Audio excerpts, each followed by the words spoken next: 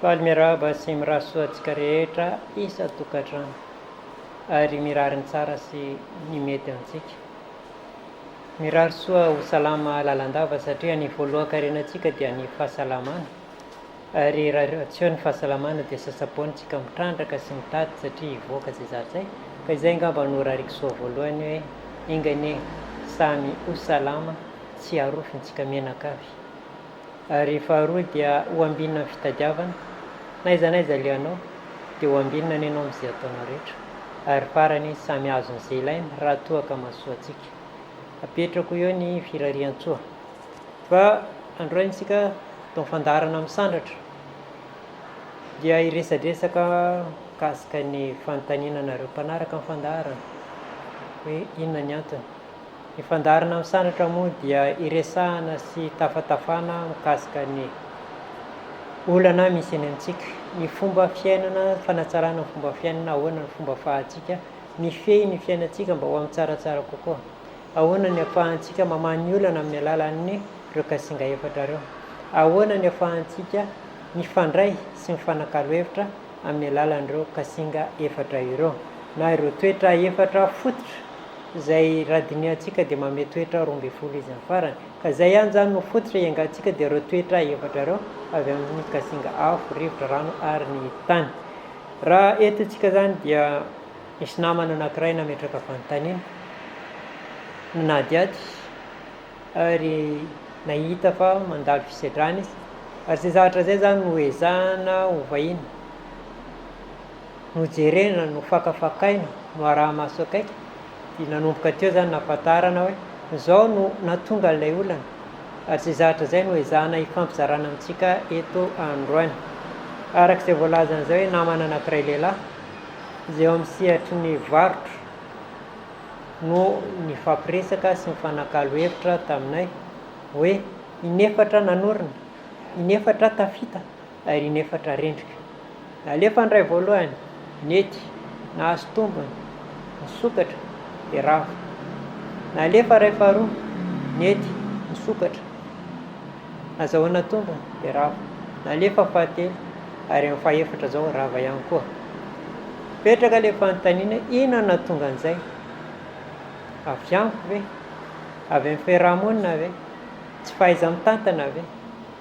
Akasiparana ve? Petraka ilay fanontaniana satria inefatra no nitranga ilay olana, ary mitovitovy ny tranga rehetra misy eo aminy. Eo amin'ny sehatry ny varotra no misy azy, ary efa karazana varotra efatra zany natao, ary dia manomboka mipetraka ny fahakiviana, manomboka mipetraka amin'ny fanontaniana hoe mbola ho tafita sa ho tavela. Rehefa dinihana sy mifakafakaina dia ny lohahevitra izay nentina namahana azy dia hoe aza miova. Izay zany no tsikaritray voalohany indrindra teo amin'io namana io hoe naninona izy no tonga amin'izay sehatra faharavana zay, dia anohony ny fiovana. Mahafehy zavatra be da be zany izay endriky ny fiovana zay eo amin'ny sehatry ny asa, mahatonga zavatra maro izay fiovana zay eo amin'ny olona mitantana sy manatanteraka ny andraikitra izay sahany. Raha alefanao any amin'ny produinao voalohany dia tsy maintsy misy foana ny fifandraisana amin'olona, misy foana ny varotra ifaneraserana, misy foana ny famarotanao ny entanao. Izay zavatra izay dia misy tanjona matipaika, misy rafitra matipaika, ary misy fanatanterahana asa matipaika, izay vao tonga amin'ny fandresena. Matoanao tonga amin'ny fandresena zany dia voafehina daholo izay sehatra rehetra voalazoko izay, dia ny fametrahana tanjona, fitadiavana ny vola sy ny fitaovana ilaina, fidinana amin'ilay sehatra izay hiasana, fifaneraserana amin'ilay olona ao anatin'ilay sehatra, famarotana an'izay entam-barotra izay vitanao. Tapitra zany io sehatra anankiray io, dikan'izay raha ohatra ka teo ianao no tafiakatra dia dikan'izay voafianao ilay izy. Ny zavatra nitranga matoa nisy ilay izy matoa aty afara aty ilay izy rava, dikan'izay tsy indray zany ilay hetsika nisy tao anatin'ilay asa nataonao, fa mety intelo, inefatra nandritra ny taona iray, roa, telo, efatra. Nety ny voalohany, nety ny varotra faharoa, nety ny varotra fahatelo efa nanomboka ratsiratsy, varotra fahaefatra, fahadimy efa tena ratsy, fahaenina mivadika ny asa lasa matiantoka ajanona. Niditra tamin'ny sehatra faharoa indray, niditra tamin'ny resaka transport, jerena ny vola, fidina ny fiara, nanomboka niditra tamin'ny fanaovana an'ilay fiara, fitaterana entana, fitaterana olona. Nalaina ny fiaraha-miasa amin'olona izay manodidina teo, niroborobo ilay asa, nandeha ilay izy, taona anankiray, niroborobo, taona faharoa, niroborobo, taona fahatelo nanomboka nisy kianina kely, nanomboka nisy disadisa, nifehezina ny disadisa, taona fahaefatra nanomboka ny nitatra ilay disadisa, nanomboka ny nidina, taona fahadimy, fatiantoka ihany koa ny trano. Nanokatra indray restaurant, nalefa ilay tsena, jerena ny toerana, vidina ny fitaovana nentina atao rehetra, sokafina ny tsena, natao ny publicité rehetra izay azo natao, tonga ny olona ny sakafo, feno olona ny sakafo, nireharea tamin'ny sakafo natao. Rehefa elaela dia nanomboka niaina ny mpisakafo,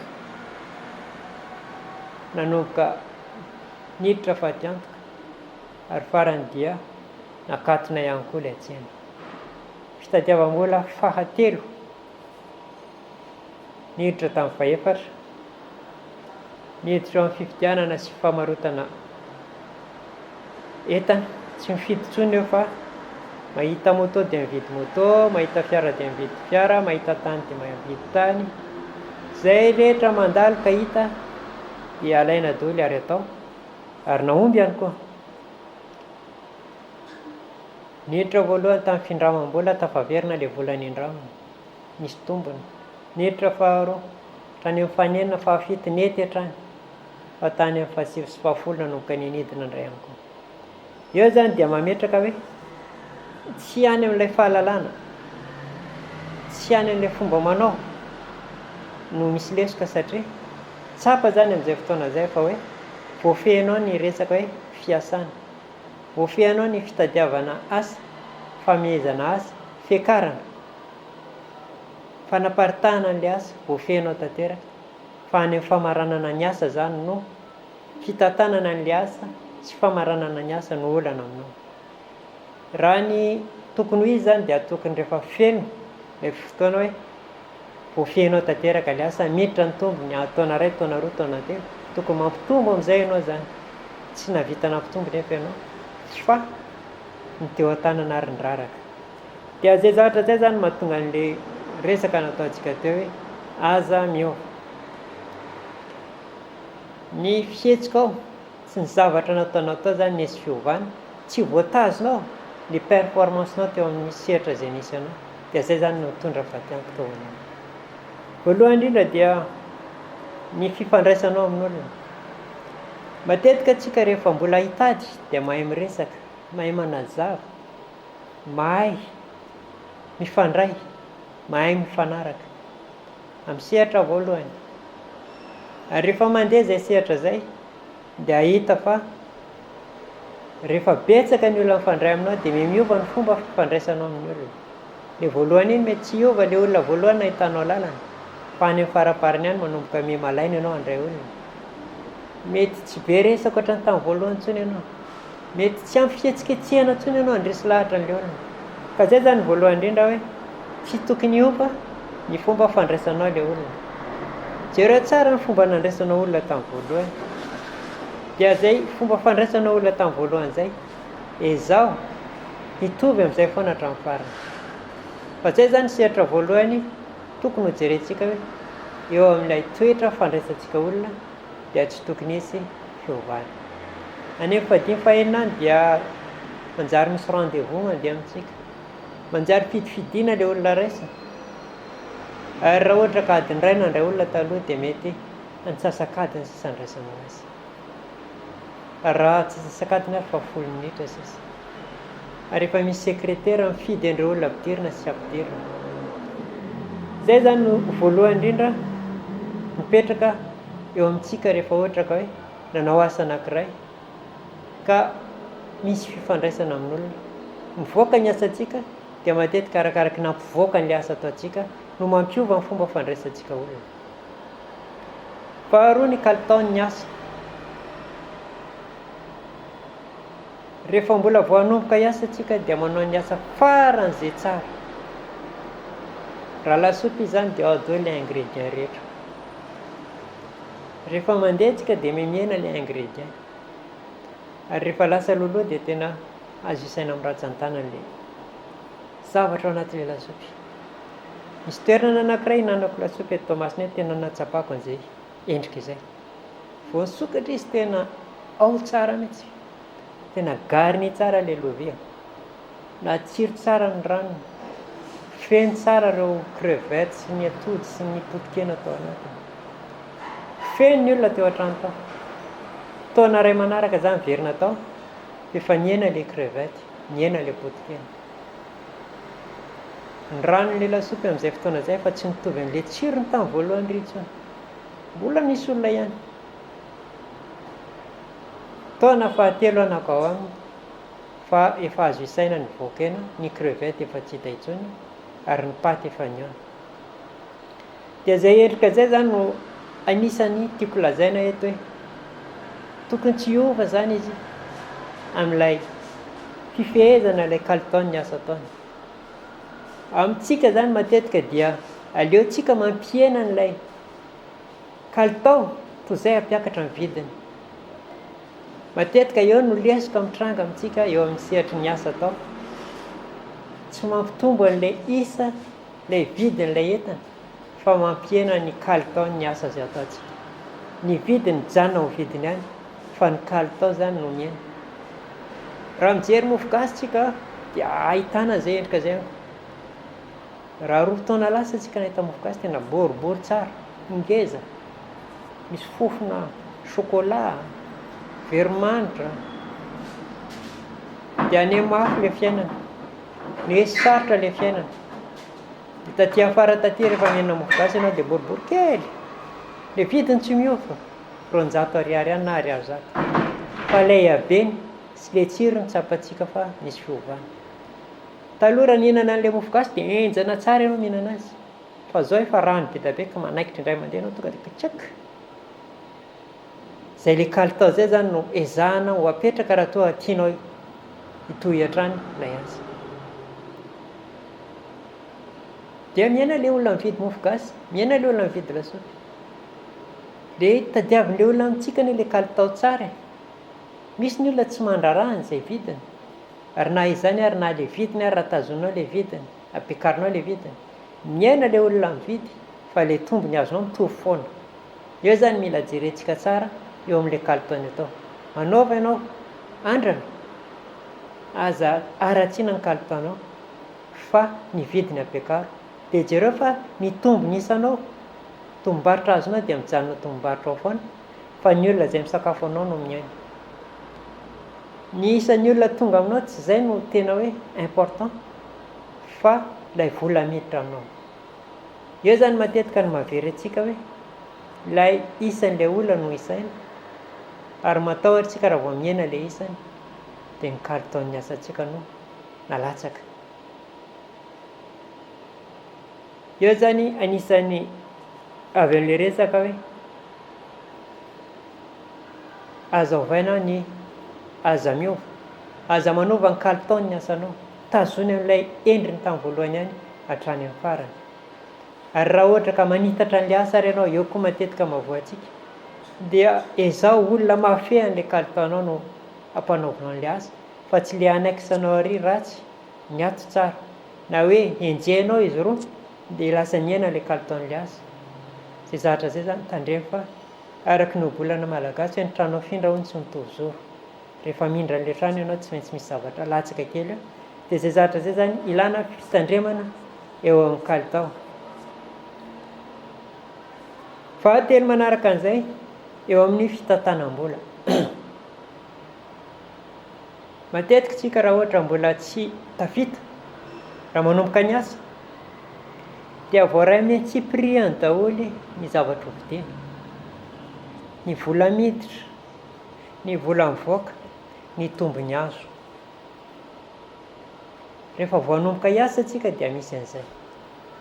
Fa rehefa mandroso elaela le asa dia manomboka ilay vola miditra sy ilay vola mivoaka ihany sisa no voasoratra, fa ilay aty am-boalohany aty dia tsy hita, ary ilay tombony tsy hita. Fa hita fotsiny aty ilay miditra, aty ilay mivoaka. Ary rehefa lasa elaela ilay izy dia manomboka tsy mitazona kahie intsony, fa ampidirina foana ilay vola dia avoaka foana. Zay amin'ny resaka fitantanana an'ilay vola. Fa ny olana goavana be dia manana matetika tsika mampitombo ny fandaniana. Tsy voaisa intsony ohatrinona miditra, fa ny fandaniana kosa mitombo hatrany.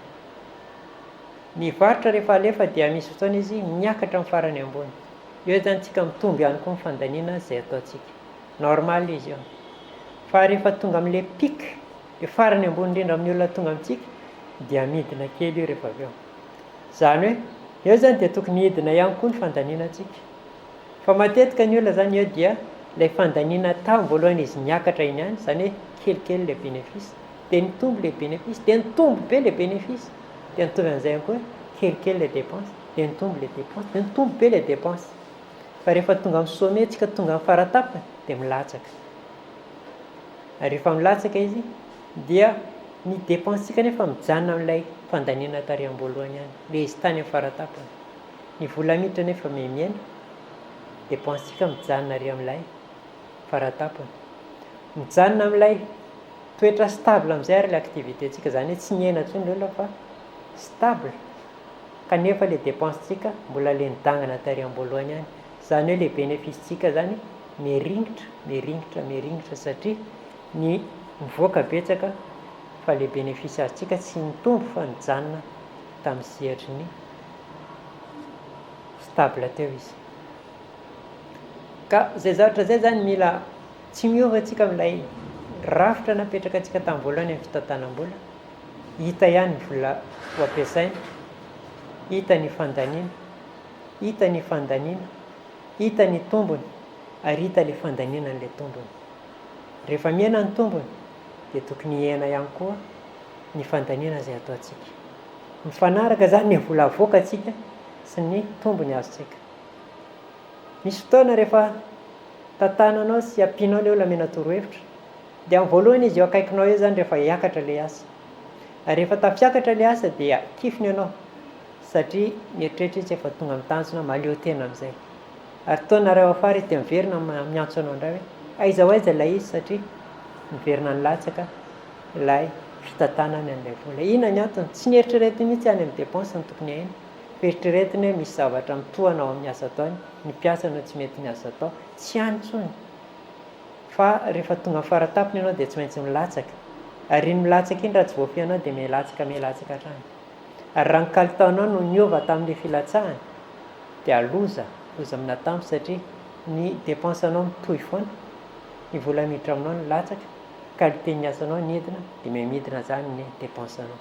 Fa ezahanao tazonina ny qualité-ny asanao, dia zay zany no tsy ambaratelo mety ahastable anao raha ohatra ka hainao zay. Aza miova zany eo amin'ny rafitra napetraka amin'ny fitantananao ny volanao, aza miova amin'ny ireo ilay fandiniana sy fikirakirana an'ireo vola eo ampelantanana. Ny fahatelo dia ny toetratsika. Rehefa mbola tsy tafita loatra antsika fa mbola voanomboka ny asa dia manahoana tompoko, rabaina tompoko, dia ho aiza izany, mandroso e. Fa rehefa miroborobo ny asantsika dia andriny ilay hoe arahoana tompoko, mandroso. Fa any amin'ny tsenantsika no mipetraka, ary zara raha hiarahaba olona tsika. Dia izay zavatra izay matetika mahasimba ilay asa ihany koa. Manomboka na fiteny ary miova, ny fihetsika miova, ny fimezana miova, ary ankoatran'izay dia mampiseho firiariana antsika, na hoe fipoerapoerana antsika. Invitena daholo ny namana rehetra fa tsy ilay client. Tsy hajaina ilay client fa ny namana invitena. Kazo telo, kazo efatra isaky ny farany herinandro. Vidiana ilay 4x4 farany tsara tarehy amin'ilay pièce détachée lafo dia lafo. Simba amin'ny pièce anankiray dia ohatrinona ny lany. tsy ny tany sy ny vila no enjehana aingakaingana fa ny 4x4 sy ny moto no enjehana aingana, dia ny lamba fitafy tsara tarehy, dia ny sakafo lasa matsiro be isan'andro. Eo zany hoe ny fomba fisainana sy ny fomba fiatrehana an'ilay fisainana rehefa tonga ilay vola zany a, mila fehezina tsara, mila mitandrina tsara. Surtout zany isika ilay manao produit, mivoaka ilay tri dia feno ny bara, mivoaka ny jirofo dia feno ny bara, mivoaka ny vanila dia feno ny bara. Raha misy faritra anisan'ny manan-karena angamba dia tia faritra Atsinanana ty, manomboka avy any Mananjary ka hatrany amin'ny Sambava, Vohimar, tena azo lazaina hoe manan-karena, ny angarana mihitsy ary raha ohatra tsoro. Fa raha ahitana toerana feno bara sy toerana firevena dia amin'izay faritra voalazako izay ihany koa. Ary rehefa saison dia ahitana karazana fomba fiteny sy fomba fihetsika izay mampatahotra, ka izay zany no tiako marihana eto amin'ilay fihetsika sy fiteny, mba engany any amin'ilay fandraisana client tsy hiova, any ianao vao maika manatsara n'ilay fandraisana amin'ny client rehefa mitombo ilay vola, fa tsy any amin'ilay namanao eo foana io. Raha tianao azy dia nanampy anao izy nitady vola, ary rehefa nahazo tombo nareo dia miaraka mandany. Fa raha tsy nanampy anao izy tamin'ilay nitady vola dia aleo ilay olona nahazoanao vola no hatsarainao ny fomba fandraisana azy. Asio seza tsara tarehy, asio birao tsara tarehy. Dia izay zany no sehatra anankiray ahafahanao manatsara ny kalitaon'ny asanao. Atsara ao hatrany zany ny traikefa. Misy fotoana tsika zany manana dia tonga ilay fananana, rehefa mitonga izay zavatra izay dia tsy ampy intsony ny fotoana hanaovantsika fandinihana n'ilay asantsika. Eo zany mila miverina manao feedback tsika, miverina mijery, miverina manao tamberina hoe taiza ny atombohako, inona daholo ilay pitsipitsiny ao anatin'ilay asa.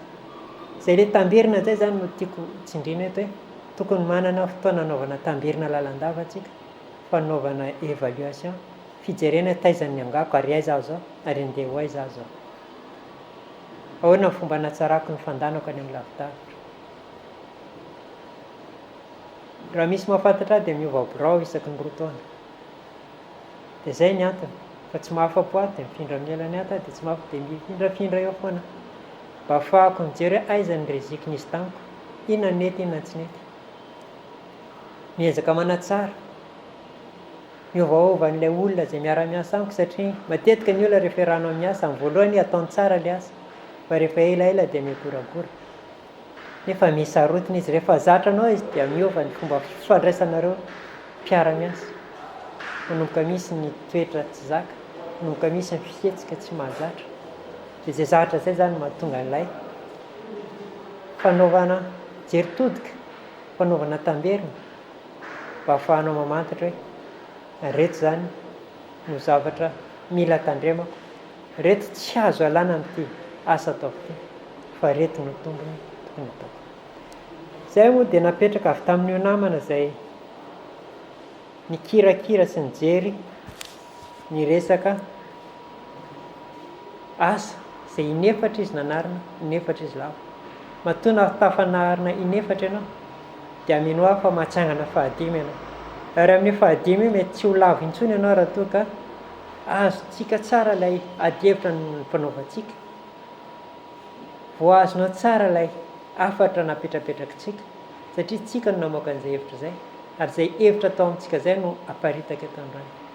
Izay hevitra ny fanapatapahakahatra taiza ianao ny lavo, ary ahoana ny anarerina ny fahalavonana, ahoana ny fandraisana tamin'olona, dia natao ny fanontaniana tamin'ny manodidina, ahoana ny fitantananao vola, dia nijerena ilay traikefanao tamin'ny fitantanam-bola tany amin'ny banky, tao amin'ilay kahie, ahoana ny toetranao nanomboka teo, dia reto ilay toetra. Taiza ianao tamin'ny voalohany rehefa farany herinandro, aiza ianao zao ny farany herinandro, inona ny sakafonao teny am-boalohany, inona ny sakafonao tato. Dia ireny rehetra ireny zany na ahafahantsika namantatra hoe ny fiovana teo amin'ilay fiakaran'ny vola no nahatonga an'ilay fahalavona. nisy zavatra nio fa natany mikaly taon'ny asy, na teo amin'ny fifandraisan'olona, na teo amin'ny toetranao, teo amin'ny fifandraisanao amin'ny namanao, fifandraisanao amin'ireo mpanjifa ny entanao, teo amin'ny fomba fiasanao sy fandinianao ny asanao. Taloha ianao isakariva mieritreritra ny asa, taty afara adinonao dia izay rehetra izay zany no nahatonga ny fahatiantoka inefatra.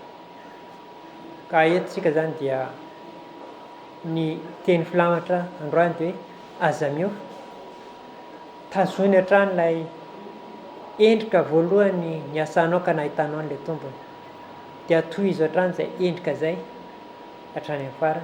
Ary raha ampitombo an'ilay asanao ianao, zany hoe asiana 2-3-4 sampana, dia fidio tsara ny olona izay hitazona ny traikefa nanananao. Matetika eo no malavo ny toeram-piasana anankiray, rehefa mbola teo ny rainy dia niroborobo ny asany, fa rehefa zanany no nitondra azy dia solafaka. Vitsy zany hoe zaza mpandovaka navitana mpihoatra ny asa nataon'ny misy, kanefa arakaraka ny fomba nitezain'ny rainy an'ilay zaza tany am-boalohany no ahafahany mandimbo ny rainy ao afara. Ka izay zavatra rehetra izay zany no entiny eto androany mba ahafahantsika manatsara ny kalitaon'ny asantsika, mba hiroboroboana, mba hiparitaka bebe kokoa ny asantsika.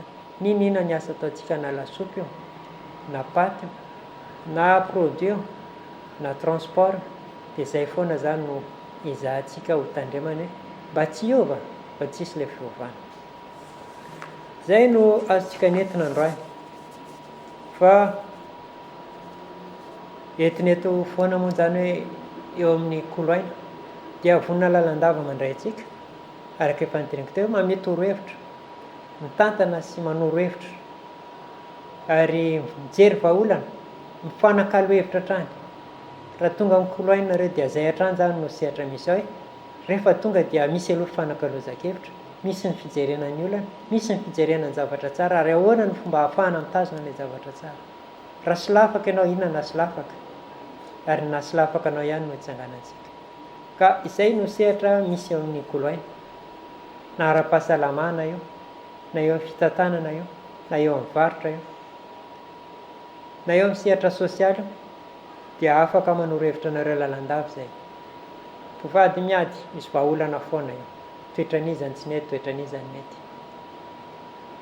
Disadisa-piarahamonina, fa inona tonga an'iny? Fitezana zaza, izay zao no tena be mpandeha aminay amin'izao fotoana izao, ny fitezana zaza. Olana be, olana be. Dia ankoatran'ny fitezana zaza dia ny disadisa eo am-pivady, ary ny fahatelo dia ny fitantanam-bola sy ny asa. Ankoatran'izay zany tsy dia ny fahasalamana zany misy fa any amin'ny sokajy ambanimbany, fa zay le voalaza zay zany no tena mibahan-toerana. Ka nefa na izany na tsy izany dia misy mikasika fahasalamanao, misy ireo fanampin-tsakafo afaka manampy anareo. Ka mitongava mijery fanampin-tsakafo raha tsy dia salama loatra, na somary reradreraka, na somary tsy en forme, dia mitongava fa afaka manoro hevitra anareo zay, afaka manoro an'ilay fanampin-tsakafo azo omena, ny koakoaka, ny serisery, ny vatana ngeda loatra ka tiana ahena, ny vatana mahia loatra tiana alibiabiazina, dia mitongava. Mitongava hoe inona ny metimety aminao sy mahasoa anao, satria zay zany no tanjona hoe inona ny metimety amintsika sy mahasoa. Somary miakatrakatra ny siramamy, somary nidinidina ny tosidra, misy vahaolana foantsika, misy fanampin-tsakafo azo atao, misy fomba fihetsika sy fomba fitezam-batana izay ahafahantsika mitantana an'izay zany. Marary lava ny loha, bebe fiasan-doha, ahoana ny amahana an'izay dia mitongava. Toerana misy anay moa dia amin'ny boulevard Coutsangean, logement 72, bazary kely, mitongava. Lahara-taribia efa misoratra ao ambany ao dia azonareo antsoina io. Kanefa na zany na tsy zany dia afaka miantso any amin'ny Facebook ihany koa nareo, amin'ny Sera Studio sy amin'ny koloaina.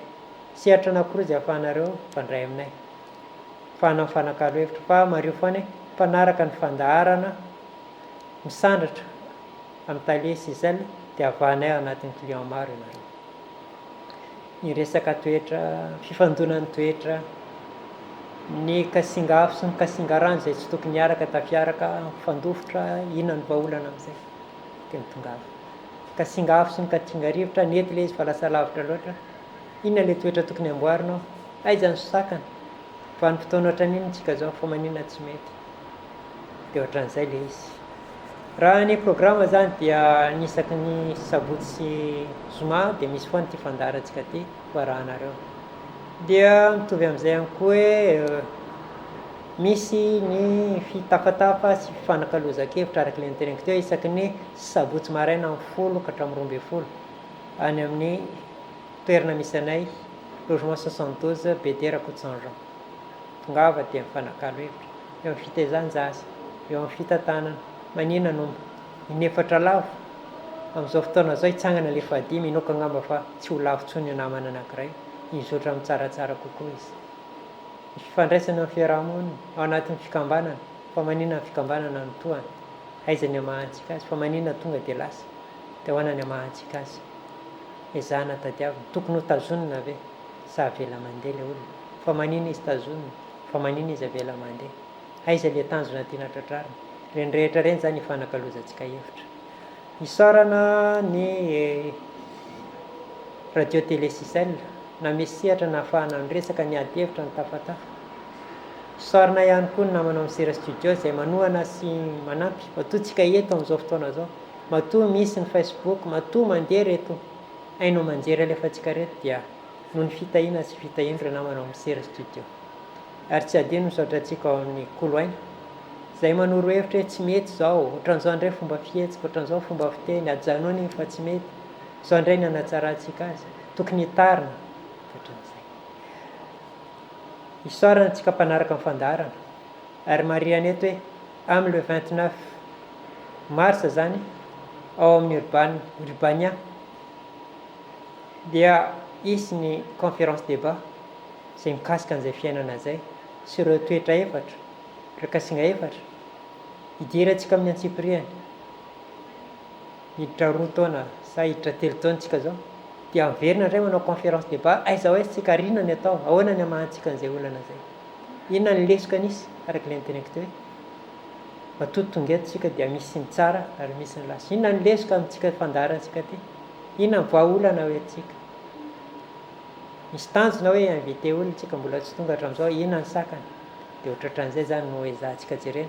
Inona ny olana any amin'ny tokantranontsika, ahoana ny fandaharana sy ny fiainanareo, misy fiantraikany amin'ny fiainanareo ve le fandaharana, satria ao ny lohateny dia hoe ny kasinga efatra, ny toetra efatra sy ny fiainana, misy fiantraikany any amintsika ve ty fandaharana ty. Dia zay rehetra zay zany no ezahantsika ho hatsaraina, ny any amin'ny Facebook, ny amin'ny ny ary amin'ny telefona, ny aty amin'ny télé, ny any amin'ny radio, aiza ho aiza reo rehetra reo dia zay rehetra zay zany no ezahantsika miara manainga, miara mibata, miara manosika amin'ny tsaratsara kokoa.